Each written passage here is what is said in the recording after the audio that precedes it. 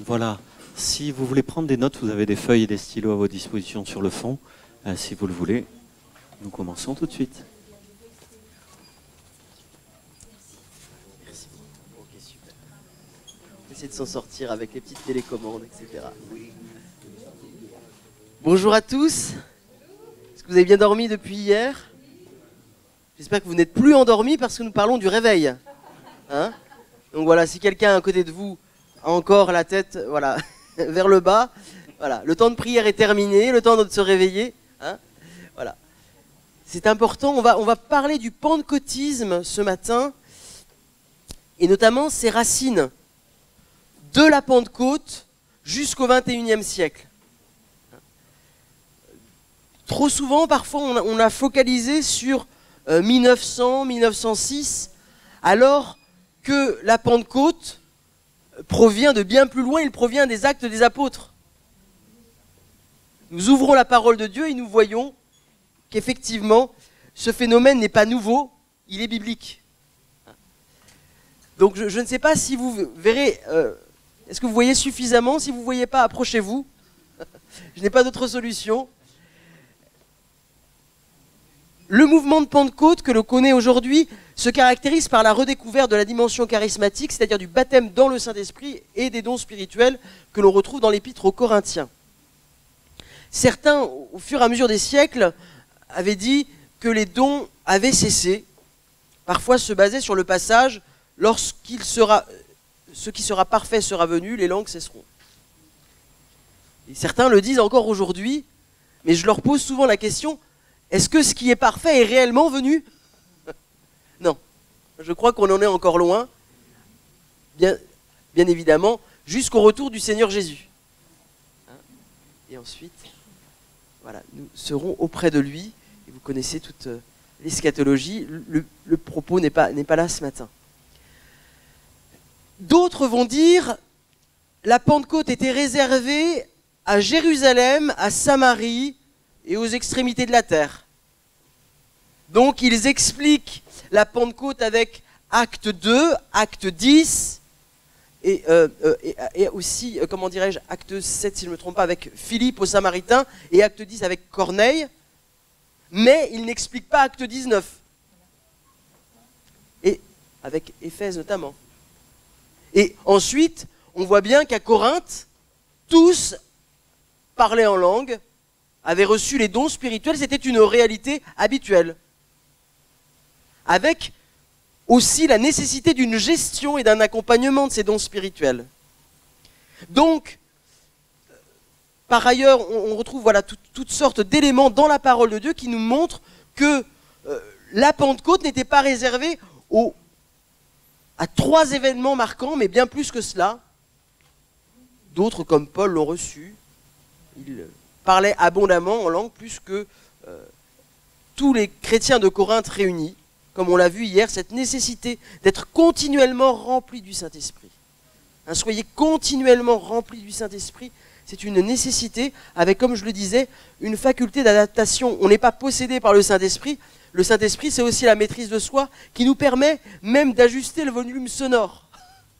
Et selon l'endroit où on est, on ne fait que juste ajuster le volume sonore. Que l'on soit dans sa chambre où on y va à fond, dans les réunions de prière, on a plus l'attitude pour le faire, dans d'autres moments d'évangélisation, où intérieurement, toute l'Église est en prière. Très discrètement dans ces réunions d'évangélisation.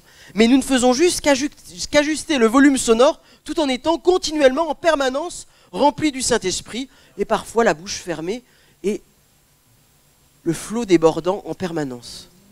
Et ça, c'est vraiment quelque chose qui a bouleversé ma vie, puisque même dans la rue, visité par le Saint-Esprit, le Seigneur a changé ma façon de voir la vie spirituelle.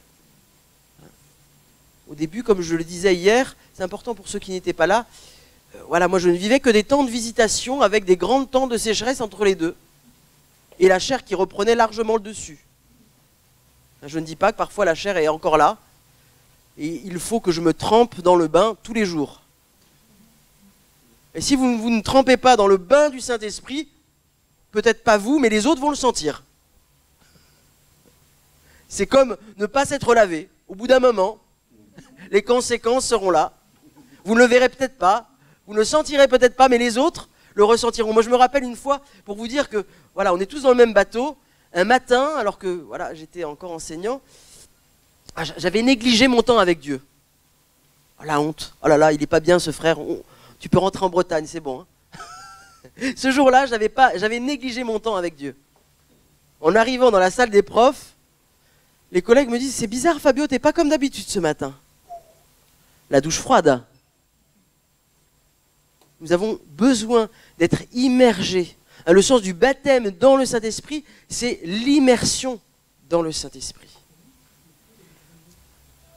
Alors, à ceux qui ne parlent pas en langue, comme je disais hier, vous êtes peut-être remplis à 99%. Pour moi, et pour d'autres bien sûr, l'image du salut, c'est être rentré dans la mer.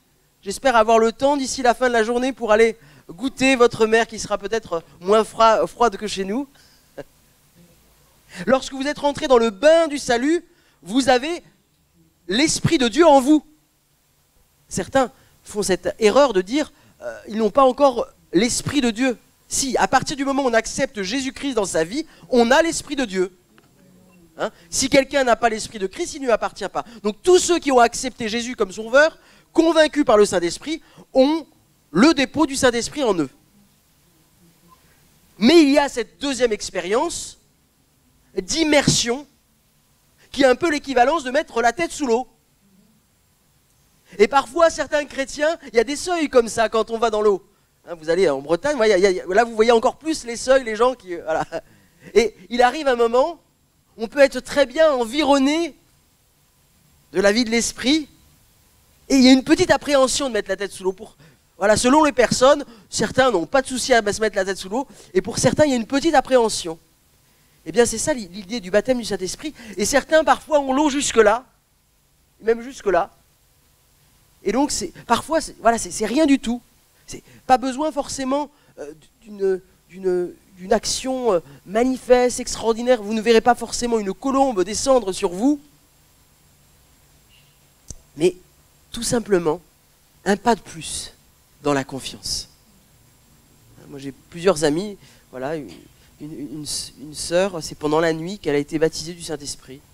On était en train de manger un gâteau chez une mamie, et la mamie se lève, « Ah, on va prier pour toi, elle venait de se convertir. » Pouf, dans la nuit, elle a réveillé la famille, elle s'est mise à parler en langue. Un autre ami, c'était en se promenant, un autre en montant au volant de sa voiture. Et toutes ces choses-là sont tout à fait bibliques, puisque nous les trouvons dans les Écritures. Je prêche à des convaincus. Maintenant, on va aller plus loin, et je vais vous citer quelques hommes de Dieu qui ont effectivement analysé ces choses, notamment Clément de Rome. Je vais juste ouvrir les documents. Et donc, à travers, au fur et à mesure des âges, nous voyons des hommes et des femmes de Dieu qui ont continué à vivre ces choses. Julien Alison déclare dans son ouvrage sur le prophétisme chrétien que le prophétisme chrétien a tenu une place capitale dans la vie du christianisme primitif. Donc Julien Alison, et dans les premiers siècles, on voyait clairement ces éléments se développer régulièrement. Alors, l'épître de Clément aux Corinthiens donc, parle clairement de cette nécessité de prophétisme. Il parle des apôtres, des docteurs, des prophètes, ou hommes qui parlent en extase, c'est-à-dire ceux qui, mus par une impulsion divine, soit s'expriment dans quelque langue inconnue, soit prononcent une parole prophétique. Nous retrouvons aussi dans la Didaché des apôtres, hein, qui s'appelle aussi la doctrine des apôtres, on parle de prophètes. Et dans la Didaché, on voit cette phrase suivante, « Laissez les prophètes rendre grâce autant qu'ils le veulent ». C'est-à-dire, laissez-les improviser sous le souffle de l'esprit. Un peu plus loin dans la Didaché, il est écrit « En outre, vous n'éprouverez ni ne mettrez en doute aucun prophète parlant en esprit ». Alors on peut ne pas être d'accord avec ces écrits qui ne sont pas forcément canoniques, mais en tout cas, ces documents nous permettent de comprendre que la dimension prophétique était clairement établie dans l'Église primitive. puisque cette phrase, par exemple, vous n'éprouverez ni ne mettrez en doute aucun prophète parlant en esprit, contredit un petit peu, hein, examinez toutes choses et retenez ce qui est bon, voilà, que les autres jugent, voilà. Donc ça, ce sont des écrits qui n'ont pas une valeur d'inspiration biblique, puisqu'ils sont en dehors de la Bible. Néanmoins, ce sont des documents historiques qui nous permettent de retrouver des traces de l'action de Dieu. Toutefois, quiconque parle en esprit n'est pas prophète, mais seulement s'il a les façons de vivre du Seigneur. Voilà. Ainsi, quiconque dit sous l'inspiration « Donne-moi de l'argent » ou quelques autres choses, vous ne l'écouterez pas, quand même. C'est toujours valable. Notamment avec ces nouvelles doctrines de prospérité.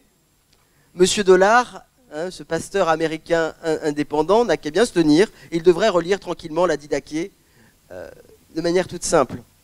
Alors d'ailleurs, ce livre est intéressant. Le don du Saint-Esprit a été écrit par Philippe Émirian, et il répondait finalement au livre d'Alfred Kuhn, Campbell Morgan, René Pache, et donc il n'est plus vraiment édité, hein, mais peut-être que vous pourrez le retrouver de manière, voilà, peut-être sur Amazon ou des choses comme ça. Et j'ai rencontré Philippe Émirian la semaine dernière, on a pu vraiment en discuter. Et donc il a listé, vous trouverez aussi, je vous présente quelques documents qui sont accessibles, je ne vous amène pas forcément dans les documents universitaires complexes, mais vous connaissez tous certainement le pentecôtisme au pays de Voltaire, qui reprend également plusieurs écrits dans les premiers chapitres de pères de l'Église qui ont manifesté des dons spirituels.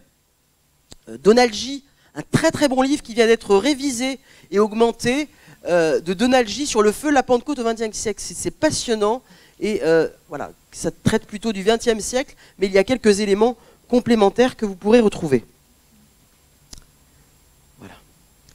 Il y a aussi donc Hermas, hein, qui a écrit un document,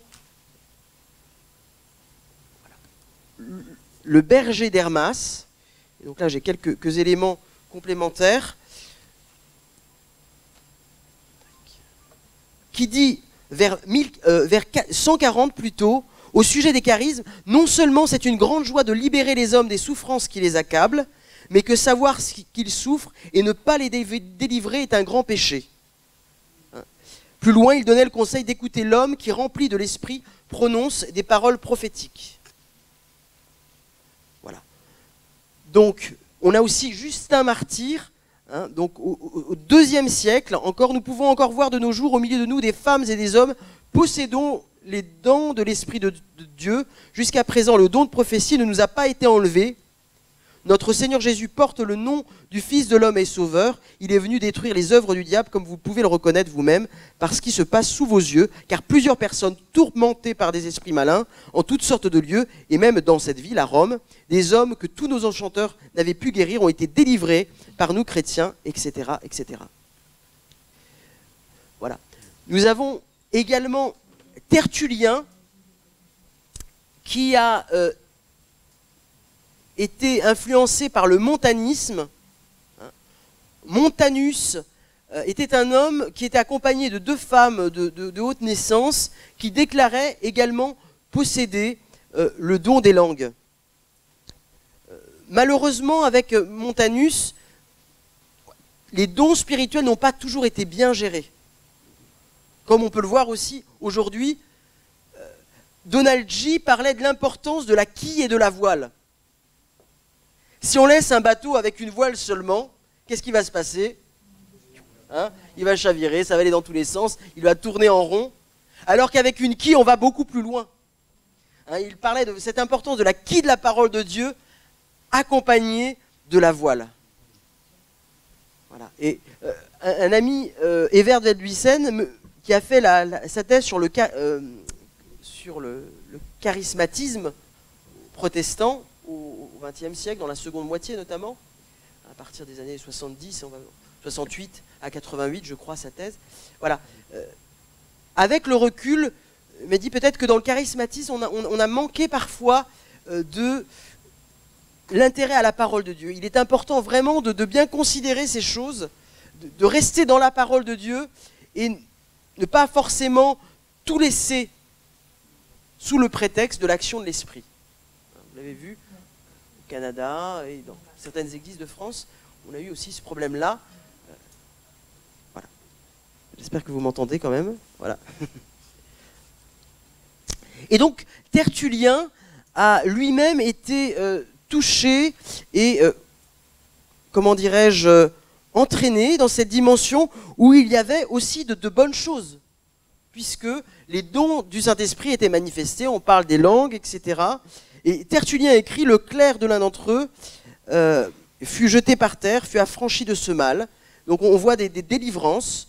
Il écrit à l'hérétique Marcion, il dit « Cher Marcion, montre-nous donc comme charisme de ton Dieu quelques prophètes comme il a été prédit qu'il en viendrait. Et tous ces signes, tous ces dons spirituels existent partout de mon côté et je peux te les produire sans la moindre difficulté, etc. etc. » Donc il vivait ces choses, il y a de nombreux textes à ce sujet, je ne vais pas rentrer dans tous les détails, mais nous voyons cette réalité qui continuait à subsister au cours des siècles.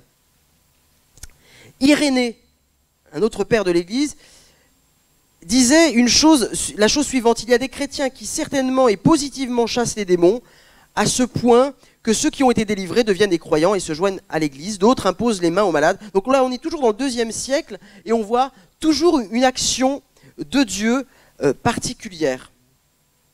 Origène écrit contre Cels, et Cels invente des calomnies contre les miracles de Jésus, et il soutient qu'ils ont été faits par les arts magiques de l'Égypte.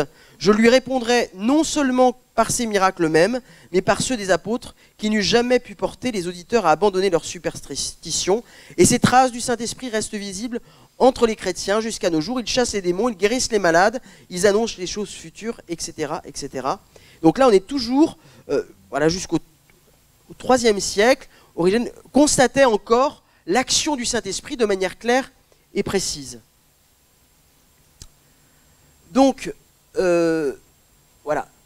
Malheureusement, avec Cyril de Jérusalem, avec Jean Chrysostome, plusieurs vont nuancer quelque peu, et Saint Augustin aussi, Augustin va continuer dans cette dimension-là, vont nuancer un petit peu la continuation des dons spirituels. Et ça va influencer Thomas d'Aquin et d'autres théologiens qui vont abonder dans ce sens-là. Et voilà, du 4e siècle, 5e siècle, on voit de moins en moins de signes qui attestent de l'usage et de la vie des dons spirituels au sein des églises. Hein? Donc, il y a aussi Grégoire de Naziance, hein, qui partageait les idées de Cyril de Jérusalem, qui écrivait au milieu du 4e siècle. Il déclara que la raison première de la glossolalie, hein, c'est parler en langue, je ne vais pas rentrer dans tous les détails de la théologie, c'était la prédication de l'évangile dans des langues que les missionnaires et les pasteurs n'avaient jamais apprises. Donc vous voyez, il voit qu'une dimension, celle uniquement des disciples qui sont sortis de la chambre haute, et les gens ont reconnu leur propre langue. Mais ils ont oublié qu'initialement, la visitation était dans une chambre fermée. Le but premier, c'était de donner le parler en langue, comme Paul qui disait que cela permettait de dire des mystères à Dieu, d'excellentes actions de grâce, et de s'édifier soi-même. Donc ils ont détourné le sens du parler en langue en le focalisant sur un aspect seulement du don des langues. Et j'aime quand même... comment dirais-je, lorsque j'ai pas mal d'amis baptistes, moi-même dans ma famille, je dissocie, lorsque vous rencontrez des personnes qui ont du mal à dissocier le parler en langue du don des langues en vue de l'édification de l'Église, il faut bien montrer la distinction entre le parler en langue qui est pour un but personnel et le don des langues où Dieu va utiliser effectivement un parler en langue mais dans une autre destination. Et lorsque l'on dissocie les deux, certains comprennent mieux pourquoi dans l'Épître aux Corinthiens, il est écrit « Tous parlent-ils en langue ?» dans le contexte des dons spirituels pour l'édification de l'Église. Tous n'ont pas le don des langues dans l'édification de l'Église, mais par contre, on voit le mot, Paul dit « Je veux que tous parlent en langue ».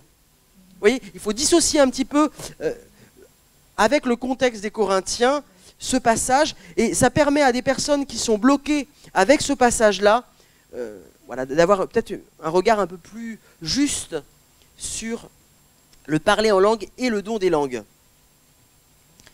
Donc, comme je vous le disais, Augustin a continué dans cette position-là, et ce qui a influencé notablement toute l'Église de l'époque et l'Église catholique. Alors, au fur et à mesure des âges, on voit toutes sortes d'exceptions qui se manifestent. Siméon, le nouveau théologien, parle en langue au Xe siècle. On voit également d'autres femmes comme Hildegarde et Élisabeth de Hongrie. Matthieu de Paris, historien du Moyen-Âge, relate l'histoire de Sainte Hildegarde et Sainte Élisabeth. Alors je dis sainte entre guillemets. Ces deux femmes très pieuses et consacrées au service de Dieu étaient célèbres par les dons extraordinaires qui étaient voilà, en elles. Hildegarde par exemple, avait reçu l'esprit de prophétie et la connaissance des langues. Donc voilà, il écrivait en 1240 ces choses. Environ un siècle après, Matthieu de Paris, on parle d'un éloquent prédicateur du nom de Vincent Ferrier de Valence, Saint Vincent Ferrier de Valence, qui a également manifesté le don de guérison et le don des langues. C'est toute l'époque des mystiques catholiques qu'on a souvent béatifiés, mais certains ont vécu de réelles expériences avec Dieu. Je crois qu'il faut dissocier, c'est comme Marie, il y a l'image que les hommes en ont fait, et sa réalité, elle a reçu aussi le baptême du Saint-Esprit. Et je crois que parfois, on a rejeté en bloc aussi même l'histoire de ces chrétiens, en disant, voilà, nous, on ne prie pas les saints, mais parmi eux, certains étaient vraiment convertis et ont vécu des expériences. Donc, il faut parfois, sans bien sûr les prier, sans bien sûr tomber dans toutes les erreurs et, voilà, dans lesquelles plusieurs sont tombés, mais il ne faut pas les rejeter au point de ne pas parfois considérer leur vie, et pour certains ont été de véritables missionnaires et ont expérimenté des éléments que nous vivons aujourd'hui. Voilà. Avec le contexte de leur époque, avec la méconnaissance de certains textes, hein, avec voilà, certaines erreurs, nous en faisons d'autres, certainement. Voilà. Donc au fur et à mesure des siècles, je ne vous ai pas cité... voilà, il y a aussi Grégoire l'Illuminateur, etc. Siméon, le nouveau théologien, parlait également du don des langues, du Saint-Esprit. Je peux vous donner un extrait de ce qu'il écrivait dans une prédication. Si quelqu'un prétend que tous les croyants ont reçu et possèdent le Saint-Esprit sans en avoir la conscience ou l'expérience, il blasphème en traitant de mensonge la parole du Christ. Donc là, il met en évidence le fait que le Saint-Esprit s'expérimente. Hein, alors qu'on disait qu'à partir du moment où les gens ont été baptisés, voilà, ils ont reçu l'Esprit sans aucune conscience de l'avoir eu. Donc voilà, au fur et à mesure des âges, certains ont véritablement, même François d'Assise disait qu'il aimait souvent, on disait de lui qu'il aimait souvent se promener dans les bois en chantant sous l'inspiration de la grâce des paroles incompréhensibles. Voilà. François d'Assise. Voilà. Grégoire Palamas, également. Je vous ai cité Vincent Ferrier. On disait qu'il organisait des réunions dans une atmosphère de puissance. Ses prédications étaient suivies de nombreuses guérisons et on lui reconnaissait les dons de guérison et le don des langues. Voilà. On retrouve également chez les Vaudois des traces d'expériences, comment dirais-je, charismatiques, donc chez les Vaudois également. Les anabaptistes, alors une petite parenthèse, est-ce que vous savez ce que sont les anabaptistes? Alors ce sont les premiers évangéliques voilà, qui sont arrivés très rapidement après Luther. La première église de type anabaptiste, que l'on peut considérer, qui ont donné après les Ménonites, hein, c'est une branche de l'anabaptisme. Il y avait différentes, je ne rentre pas dans les détails, il y avait différentes branches de l'anabaptisme, Thomas Müntzer, certains ont été plus violents que d'autres, c'était un contexte particulier, mais, comment dirais-je, les anabaptistes se sont distingués notamment par la séparation de l'Église et de l'État, et par le baptême à l'âge adulte, qui n'a pas tout de suite été par immersion, mais dès 1525, on trouve en Alsace une première église anabaptiste. On trouve ça dans la thèse de Jean Ségui sur les anabaptistes. Donc ça veut dire que les premiers évangéliques trouvent leurs racines avant même que Calvin n'écrive l'institution chrétienne, l'église réformée. Donc c'est quand même intéressant. Rappeler, on retrouve notamment des traces en Suisse des premiers anabaptistes, en Allemagne également, et puis donc en Alsace. Donc quand on vous pose la question, vous venez d'où? Ouvrez la Bible, bien sûr. Rappelez cette continuité au fur et à mesure des siècles. Hein, et c'est important aussi lorsque vous... Voilà, selon les personnes que je rencontre, quand je mange avec un curé, ou voilà, on a des bonnes relations, bah, on parle de ces choses-là à travers leur église, par exemple. Et je crois que c'est important de se faire tout à tous et de rappeler voilà, que le baptême du Saint-Esprit, cette redécouverte, n'est pas liée aux assemblées de Dieu, mais qu'au travers chaque église, et c'est un peu le but de ma thèse, c'est de retrouver dans chaque église des traces, finalement, de cette vie de l'esprit qui est juste biblique. Amen. Et qui n'est pas un signe distinctif de nos églises.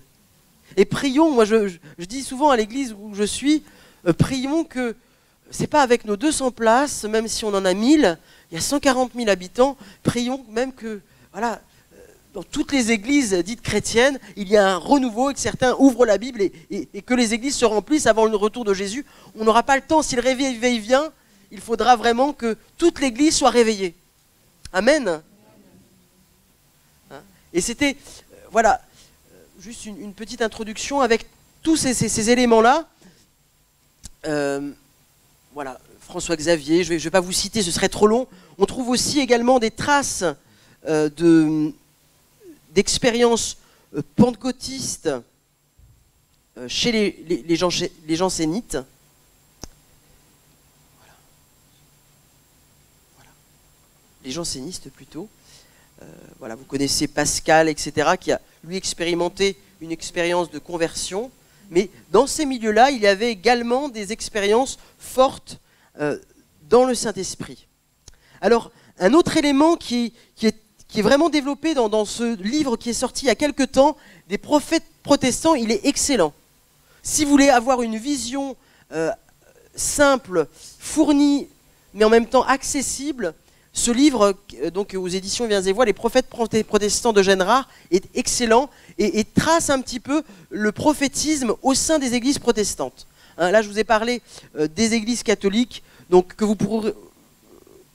de l'Église catholique que vous pourrez retrouver dans ce livre, Le don du Saint-Esprit ou le pentecôtisme au pays de Voltaire. Mais si vous voulez creuser le prophétisme protestant, il y a bien sûr le Théâtre des Cévennes, qui nous parle de tous les petits prophètes parmi au sein des Cévennes. Mais ce livre est quand même une belle introduction si vous n'avez pas forcément le temps ni l'énergie de rentrer dans ce contexte particulier de ce livre qui est du Théâtre des Cévennes, mais d'avoir une vue d'ensemble, c'est très intéressant. Alors. Et d'ailleurs, dans ce livre, il y avait un élément intéressant.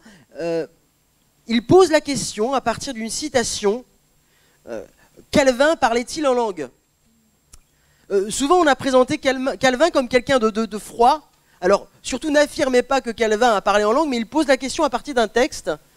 Calvin disait « L'affection fait que la voix ne peut continuer quand nous ne trouvons pas de terme, c'est-à-dire les mots, qui puissent assez exprimer ce que notre esprit a conçu, et le cœur étant bouillant, nous ferme quasi le gosier. L'affection du cœur est si ardente qu'elle pousse et la langue, et les autres membres et les fidèles expérimentent journellement de telles choses, quand en leur prière ils jettent des voix et des soupirs sans y avoir pensé. Il est difficile de nous approcher de Dieu pour le supplier sans que nos langues et nos mains ne se meuvent ensemble et ne communiquent avec l'âme. » Donc, Calvin, parfois poussé par l'esprit, se sentait poussé, même avec sa langue ou avec ses mains, On n'a pas forcément souvent présenté Calvin comme ça, mais c'est un homme qui, dans sa piété personnelle, peut-être levait les mains vers son Dieu, poussait avec sa langue dans des voix assez étonnantes. La question reste posée. Hein? Certains disaient qu'ils entendaient Charles Finet parler en langue, beaucoup plus tardivement. Mais à l'époque, c'était tellement rare qu'ils n'osaient pas forcément l'exprimer. Voilà. Mais il le vivait. Calvin l'a-t-il vécu? Je pose, en tant qu'historien, un point d'interrogation qui n'est pas une affirmation, mais ce texte, en tout cas, nous montre une piété fervente et une chaleur dans le cœur de Calvin pour son Dieu. Et je pense que c'est bon aussi de considérer cet homme dans sa piété personnelle.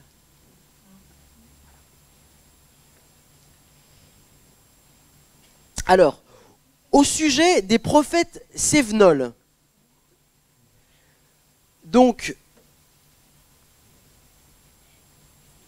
en 1688, dans le Dauphiné, surgit un mouvement original dans le protestantisme, le prophétisme. Une jeune bergère, Isabeau Vincent, originaire de Sceaux, près de Crest, parle en dormant. D'abord en patois, puis en français. Son discours est ensuite une suite de versets ou de fragments bibliques parfaitement adaptés aux circonstances et qui s'enchaînent les uns les autres. Tenez ferme, cherchez la parole, vous la trouverez par la repentance. Donc elle parlait en dormant, elle qui ne parlait pas correctement le français, la famille, les parents qui ne parlaient pas français ont fait venir des personnes qui ont constaté qu'elle exhortait par la prophétie en dormant de manière claire dans une langue qu'elle ne connaissait pas. À d'autres moments, dans des réunions, des nourrissons qui ne parlaient pas se mettent à prophétiser et annoncer de grands dangers. Et ensuite se rendant dans leur couffin, dans les bras des parents. Donc là, ça nécessiterait une véritable étude en profondeur. Des foules accourent pour l'écouter. Rapidement, elle est arrêtée, cette jeune Isabeau, Vincent, mise dans un couvent. Alors après, il y a une répression qui a été forte. Il y a eu tout un mouvement prophétique qui ont aidé aussi dans certains combats. Alors, ce qui a remis en cause un petit peu pour certains protestants qui voulaient absolument être dans une attitude pacifique. Voilà, ils ont dénoncé en disant voilà, certaines prophéties ont poussé à la révolte, mais certains ont aussi risqué la mort. Donc Dieu peut avoir aussi protégé son peuple à des moments particuliers. Une histoire raconte qu'à un moment, ils étaient dans le désert, dans une réunion, et un jeune homme arrive et leur dit, voilà, empruntez tous tel chemin, les dragons arrivent. Et il y avait plusieurs chemins, sauf un chemin où il n'y avait pas, donc, la police de l'époque, les dragons. Ils l'ont tous emprunté, ils ont été aussi sauvés. Donc la pensée prophétique était forte. Néanmoins, il y avait un problème qui a quelque peu remis en cause, comme du temps du montanisme, on va le voir aussi avec Irving plus tard, mais les pasteurs étaient partis, il y avait eu un exil avec 200 à 250 000 protestants qui avaient quitté la France au moment de la révocation de l'édit de Nantes. Et c'est dans ce contexte-là, un petit peu avant, que Dieu a commencé à se manifester. Il manquait de pasteurs, beaucoup de pasteurs avaient pu partir, et de riches protestants. Donc, de nombreux paysans sont restés, quelques pasteurs, et là, le Seigneur a suscité des prophètes. Un peu comme Déborah, les chefs étaient sans force, moi je me suis levé comme une mère, et Dieu a suscité des nourrissons, des jeunes filles, des jeunes gens, dans un temps particulier, où il manquait d'ossature, de ministère don, on dirait aujourd'hui, Donald J. utilise l'expression, pour canaliser ces choses. Et c'est pour ça que le prophétisme a eu des temps très forts, mais parfois n'a pas toujours été canalisé, manque de ministère don, mais il serait étonnant, il serait difficile de ne pas considérer au moins plusieurs années d'action divine particulière. C'est clair. Donc c'est bien aussi, lorsque l'on discute avec certains pasteurs réformés ou certains amis, leur rappeler aussi dans leur histoire cette action de Dieu qui a sauvé de nombreuses personnes et qui a ramené un souffle. Ce prophétisme va s'exporter en Angleterre parmi les exilés, puisque la persécution continue. Autant le premier réveil en France est développé parmi les ouvriers, les artisans, les paysans, le second va toucher davantage une population cultivée, Élie Marion, clerc de notaire, Nicolas Facio, spécialiste des sciences et des mathématiques. Et donc, certains ont tracé toute une influence directe ou indirecte sur plusieurs mouvements piétisme ou revivalistes. On parle des frères Moraves, dont Wesley a été imprégné avec le comte de Zinzendorf au XVIIIe siècle, et le méthodisme vont être influencés directement ou indirectement par ce prophétisme qu'on a trouvé pas énormément dans les Cévennes. Donc il y a toute une traçabilité, c'est un terme à la mode, mais on peut trouver cette traçabilité prophétique, un souffle de Dieu. Le Saint-Esprit n'a pas quitté l'Église. Le Seigneur n'a pas abandonné son Église au Moyen-Âge. Mais le souffle a continué de manière discrète jusqu'au XVIIIe siècle, jusqu'à la Renaissance, jusqu'à aujourd'hui. Amen. En Angleterre, ce prophétisme donc, qui s'est exporté en Angleterre a connu l'opposition ou la crainte au sein de l'Église anglicane et presbytérienne. Et le pasteur Antoine Court, qui a réorganisé l'Église du désert, s'est aussi opposé. Il a été en bénédiction puisqu'il a permis quand même une réorganisation de l'Église réformée française, mais néanmoins, il a comme stoppé à cause des dérives, de la mauvaise gestion, de certains dons spirituels, on a tout coupé. Et je crois que c'est un risque. N'empêchez pas le parler en langue, dit l'apôtre Paul. Ne méprisez pas les prophéties, mais discernez, jugez, examinez. Et je crois qu'il est bon de rester dans cet équilibre.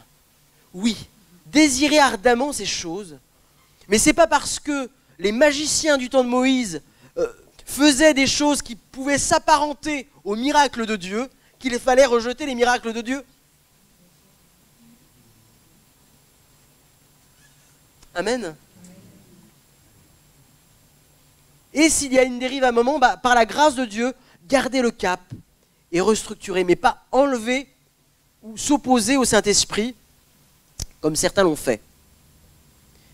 Vous avez certainement entendu parler des Quakers avec George Fox. On les appelait les bufaires, les souffleurs. Par suite des profonds soupirs poussés lors des assemblées par ceux qui se laissaient remplir de l'Esprit Saint. Ils étaient comme visités, ils vivaient des temps et on les appelait voilà, les souffleurs. Et donc, certains ont vécu également des dons spirituels manifestes. Voltaire les cite sous le nom de Quaker. Cette assemblée a été reconnue en France depuis 1788 comme une assemblée de Quakers. Donc on voit dans cette dénomination aussi une action de l'Esprit de Dieu. Voilà. Le méthodisme. Alors John Wesley.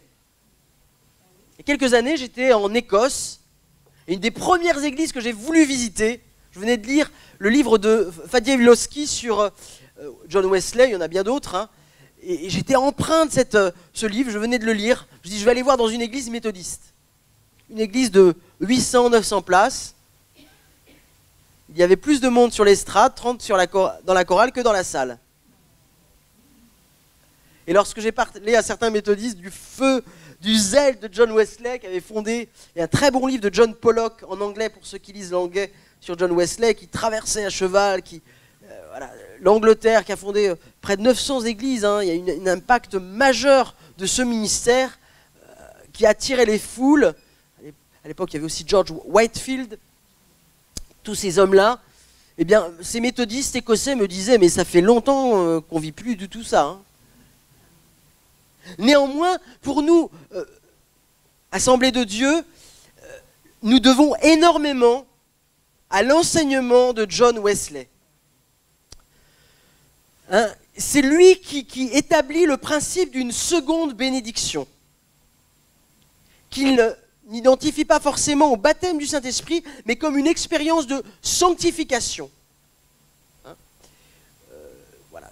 Donc ça nécessiterait également de creuser en détail, mais, comment dirais-je, c'est lui qui a amené cette idée que, bien sûr, la conversion est importante, mais ensuite il y a comme un bain nouveau qui doit être réclamé à Dieu. Voilà. Lui, il voit la sanctification, une consécration quelque part renouvelée. Et c'est dans ce cadre-là que finalement, que certains vont ajouter une troisième bénédiction plus tard, le baptême du Saint-Esprit. Même certaines églises pentecôtistes ont gardé le principe de 3 bénédictions d'ailleurs. Voilà. Juste pour information, aux États-Unis, on peut retrouver ça. Ça nécessiterait également de creuser en détail, mais là je vous perdrai dans les noms, et un esprit d'assoupissement viendrait sur vous, et je n'ai pas envie de vivre ça. Voilà. Il faudrait citer également, dans ces mouvements de sainteté, de revivalistes, Asa Mahan et Charles Finet, qui ont écrit un livre en 1839, La doctrine scripturaire de la perfection chrétienne, révisé en 1870 sous la terminologie du baptême du Saint-Esprit. Hein, votre pasteur là, dans sa bibliothèque, voilà, donc c'est un bon pasteur, hein, qui a une bibliothèque bien fournie, et je crois que, voilà, je mets l'ensemble de l'équipe pastorale, bien sûr, sous cette même bénédiction. Il n'y aura pas de jaloux.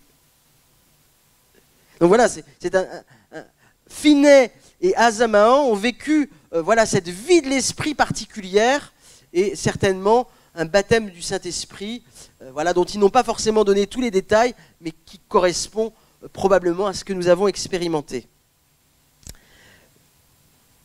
Et tous les mouvements de sainteté vont aussi, comment dirais-je, émerger du méthodisme en grande partie. Je vais vous citer un autre nom que je n'ai pas cité jusqu'à présent, j'ai juste évoqué tout à l'heure, Irving. Alors, Irving explique pourquoi, au-delà du prophétisme cévenol et de ses dérives, Irving a aussi, ce mouvement irvingien a été aussi comme un frein au sein du protestantisme pour le développement et le retour du pentecôtisme. Au cours de la décennie 1825-1835, des événements prodigieux secouent quelques groupes de revivalistes entre Londres et l'Écosse de l'Ouest. On peut considérer ce 1825-1835 comme le faux départ du pentecôtisme, puisque ça avait quand même assez bien commencé.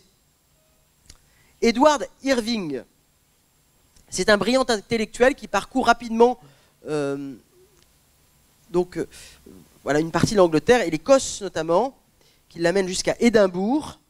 Il devient l'assistant d'un célèbre théologien, et la personnalité d'Irving dérange déjà sa hiérarchie, mais l'auditoire grandit à tel point qu'il faut construire une nouvelle église. Avec un homme politique, Henry Drummond, ainsi qu'un groupe de passionnés, ils se mettent à questionner les textes de la Bible. Donc là, Irving est convaincu qu'il faut compléter les pasteurs par des ministères apostoliques restaurés, prophètes, évangélistes et même apôtres. L'église apostolique issue du réveil au Pays de Galles a aussi pointé cette importance. Donald G, dans son livre sur les ministères dons, quelque part également, montre l'importance de reconnaître les dons. Alors, ce qui nous dissocie parfois de ces mouvements apostoliques, c'est que on reconnaît le ministère d'apôtres, prophètes, mais sans forcément en porter l'étiquette. Alors que dans ces mouvements-là, on donne l'étiquette d'apôtre officiel dès qu'on présente voilà, la personne en disant voilà, c'est un apôtre, c'est un prophète, avec parfois quelques excès. Certains vont dire c'est vrai que dans les actes des apôtres, on voit le titre de prophète, mais en même temps, selon les endroits, Paul est à un moment prophète, à d'autres moments apôtre. Faut-il enfermer les ministères dans une seule étiquette. Philippe est diacre, puis évangéliste. Est-ce que c'est finalement a posteriori qu'on reconnaît le ministère? Comme me disait un apôtre parmi nous, puisqu'il y a aussi des apôtres et docteurs, il me disait, l'important n'est pas forcément de porter l'étiquette, de savoir quelle est peut-être l'orientation principale de notre ministère, et de le vivre surtout. Voilà, j'ai une amie qui était l'épouse du président de l'Église apostolique, et elle me dit, parfois on s'est focalisé à savoir qui parmi nous était apôtre, sans forcément toujours le vivre dans l'implantation d'église, etc. Voilà. Donc c'est un équilibre. Je pense qu'il est bon de se questionner pour savoir quelle est l'orientation du ministère, s'enfermer absolument dans un ministère au point de se le donner comme un titre absolu qui recouvre les autres. Voilà. Encore faut-il une bonne définition du ministère d'apôtre, puisque l'apôtre se laisse reprendre par l'autre apôtre, hein, Paul et Pierre. Voilà. Voilà. En tout cas, c'est quand même une question importante que Irving pose en rappelant cette réalité scripturaire des différents ministères dons. Voilà. Et donc, comment dirais-je, les prophéties vont se manifester.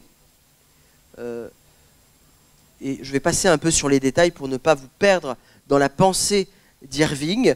En tout cas, certains de ce milieu-là vont vivre des expériences, comme Mary Campbell, qui avait elle-même expérimenté ce qu'ils appellent une transe spirituelle, suivie d'un parler en langue inconnue, avec des expériences fortes de glossolalie, prophétie, guérison, qui sont importants. Et malheureusement, on va passer d'Irving à l'irvingianisme. Et malheureusement, la mauvaise gestion aussi à nouveau de ce réveil, l'opposition des autres protestants va faire que assez rapidement, le mouvement va s'appauvrir, va s'étioler et va continuer quelque peu en Allemagne et aux Pays-Bas, mais va disparaître quelque peu. Et certains font un parallèle entre le les néo-pentecôtismes non cadrés et l'irvingianisme. Voilà. Donc avec ce néo-pentecôtisme que l'on retrouve comme la troisième vague, avec parfois les excès. Mais tout n'est peut-être pas à rejeter non plus en bloc. Donc à cause de Irving et des conséquences de ce mouvement, qui était surprenant, pas toujours géré, eh bien les protestants vont mettre un deuxième veto pour empêcher cette recrudescence de vie de l'esprit. Voilà. Donc il faut aller au sein des églises de Dieu, dans le mouvement de sainteté, église de Dieu. Il y aura plus tard une église de Dieu avec pentecôtisme, mais là c'est autre chose. L'église des Nazaréens qu'on retrouve aussi en France. Il en reste encore quelques églises nazaréennes. Et l'Alliance missionnaire chrétienne avec Abbé Simpson, qui a rappelé aussi... Alors au XIXe siècle, on voit aussi des ministères de guérison. Hein, parce que c'est vrai que le pentecôtisme rappelle la nécessité que Ruben Torrey rappelle dans son livre « Ce que la Bible enseigne », la nécessité d'une deuxième expérience, le baptême du Saint-Esprit. Ruben Torrey l'explique de manière théologique recevable. Et donc du coup, il va hisser cette réalité évoquée par d'autres, mais il va la rappeler comme une doctrine, un élément de la doctrine chrétienne. Et, comment dirais-je, d'autres vont revivre à nouveau des dons spirituels majeurs. Voilà, notamment le frère Gordon, Simpson, d'autres comme Murray également, vont influencer tous ces mouvements de sainteté. On va voir réapparaître, voilà, des éléments. Est-ce qu'on peut faire une petite pause? Il est 11h. Hein, ou peut-être commencer à répondre à des questions si vous en avez. Parce que là, ça fait beaucoup d'informations sur des choses que vous n'avez pas forcément l'habitude d'entendre. Voilà. Si vous voulez faire 2 exercices. Oui. J'ai une question qui me... Ouais.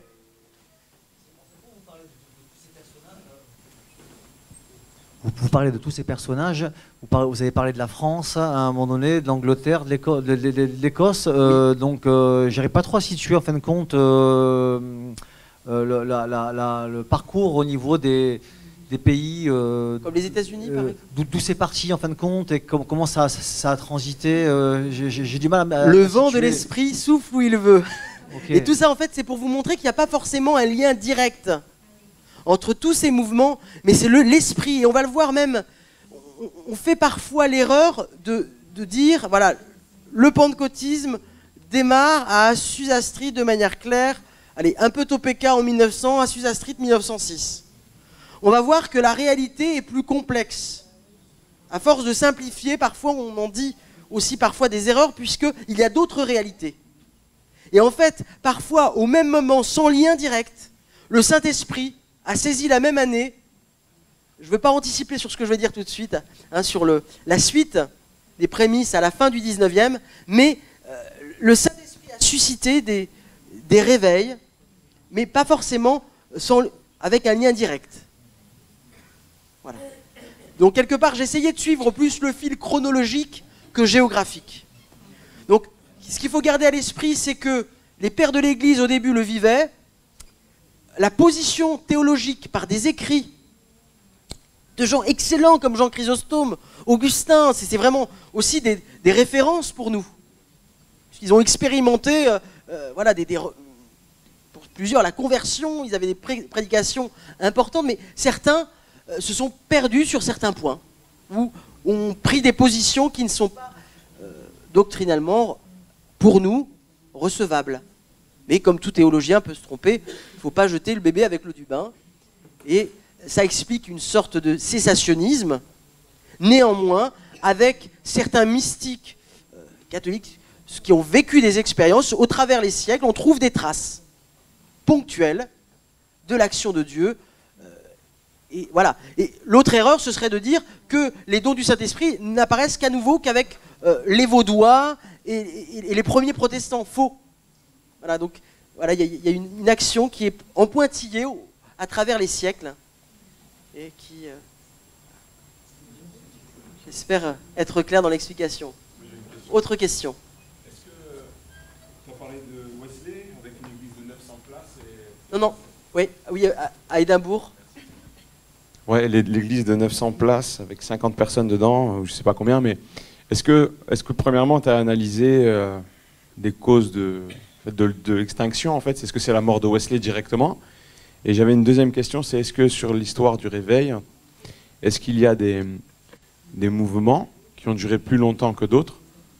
Nous, on est au niveau des Assemblées de Dieu, du mouvement de Pentecôte en France, donc on date à peu près de l'époque de Scott, on va dire, le début... Même plus voilà. hein. Même pas 100 ans. 1914 pour la fondation des Assemblées de Dieu, mais on peut dire, voilà, Bon, on va dire un 1906, siècle à peu près. Ouais. Certains disent que, par exemple, au bout d'un siècle, la majorité des mouvements de réveil s'essoufflent. Est-ce que c'est vrai? Est-ce que c'est pas vrai? Est-ce qu'il y a eu des mutations aussi de mouvements, c'est-à-dire un changement de nom, un changement de manière de faire, etc. Une évolution au niveau de la doctrine ou pas? Voilà, c'est un peu. Alors, je double crois, question. comme je le disais hier, il faut qu'on soit très prudent pour ne pas faire de l'histoire, comment dirais-je, une généralité. Dans le sens où peut-être qu'aujourd'hui, Dieu a prévu autre chose en réactualisant, en réanimant de l'intérieur nos églises. Alors, c'est vrai que des mouvements se sont étiolés. Le mouvement méthodiste a retrouvé comme un nouveau souffle à travers ces mouvements de sainteté qui ont parfois se sont faits dans la scission. Certains se sont faits dans la scission avec les églises de Dieu, églises de Nazaréens, mais plein d'autres se sont faits avec des pasteurs méthodistes qui le sont parfois restés. Par exemple, au sein de la Réforme, au XIXe siècle, alors là j'avais fait une étude là-dessus sur l'histoire des évangéliques, au XIXe siècle, la tendance évangélique au sein des réformés était majoritaire. Et Adolphe Monod, qui a écrit Les Adieux, un élément majeur, un livre magnifique, moi que je considère dans mon top 10, était resté pasteur réformé, mais vivait le réveil. Alors, il est difficile de faire des généralités en disant, voilà, c'est comme ça que ça se passe, il faut une rupture pour que le réveil vienne. Je crois qu'il serait dangereux de dire cela, puisque le Seigneur fait comme il veut. Et certains, comme Adolphe Monod, sont restés réformés jusqu'au bout en apportant le réveil dans son église. Voilà. Par rapport à la question d'Alain, Fabio, moi quand j'ai fait mon master de Aix-en-Provence, quelque chose que j'ai écrit qui me semblait évident, c'est qu'il y a des structures d'église qui permettent le renouvellement plus facilement.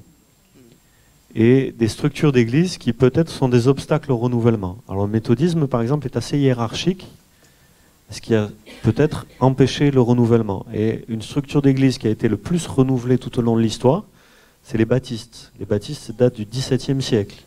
Et aujourd'hui encore, il y a des baptistes qui sont dans le réveil pentecôtiste et charismatique. Et à chaque génération, ils ont accueilli les différents mouvements de réveil. Pourquoi les baptistes ont fait cela? Beaucoup d'autonomie locale.